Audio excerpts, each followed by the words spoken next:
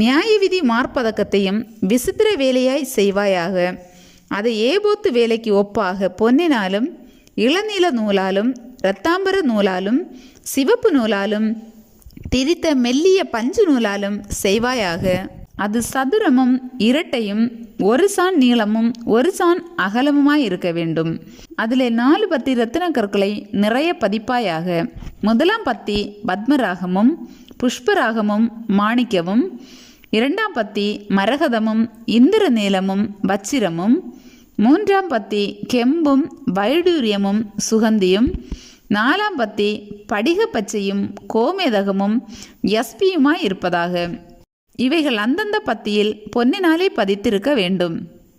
இந்த கற்கள் இஸ்ரவேல் புத்திரருடைய நாமங்களின்படியே 12 அவர்களுடைய நாமங்கள் அவைகளில் வெட்டப்பட்டவைகளுமாய் இருக்க வேண்டும்.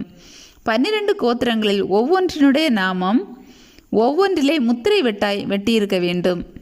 மார்பதக்கத்திற்கு அதன் பக்கங்களிலே பின்னல் வேலையான பசும்பொன் சங்கிலிகளையும் பண்ணி, அந்த மார்பதக்கத்திற்கு 2 பொன் வளையங்களையும் பண்ணி, அந்த 2 வளையங்களையும் மார்பதக்கத்தின் 2 பக்கங்களிலே வைத்து, பொன்னினால் செய்த அந்த 2 பின்னல் வேலையான சங்கிலிகளையும் மார்பதக்கத்தின் பக்கங்களில் இருக்கிற 2 வளையங்களில் மாட்டி, அவ்விரண்டு பின்னல் வேலையான சங்கிலிகளின் 2 நுனிகளை ஏபோத்து தோள் துண்டின் மேல் அதன் முன்புறத்தில் இருக்கிற 2 வளையங்களில் மாட்டுவாயாக.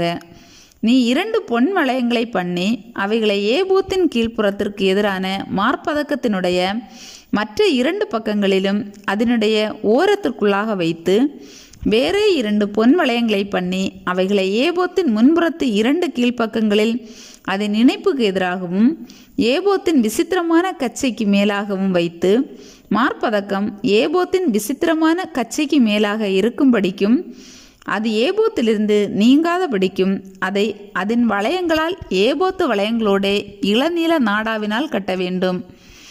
ஆரோன் பரிசுத்த ஸ்தலத்திற்குள் பிரவேசிக்கும் போது இஸ்ரவேல் புத்திரரின் நாமங்களை தன் இருதயத்தின் மேலிருக்கும் நியாயவிதி மார்பதக்கத்திலே கர்த்தருடைய சன்னிதானத்தில் ஞாபக குறியாக எப்பொழுதும் தரித்து கொள்ள கடவன். நியாயவிதி மார்பதக்கத்திலே ஊரீம் தும்மீம் என்பவைகளை வைப்பாயாக.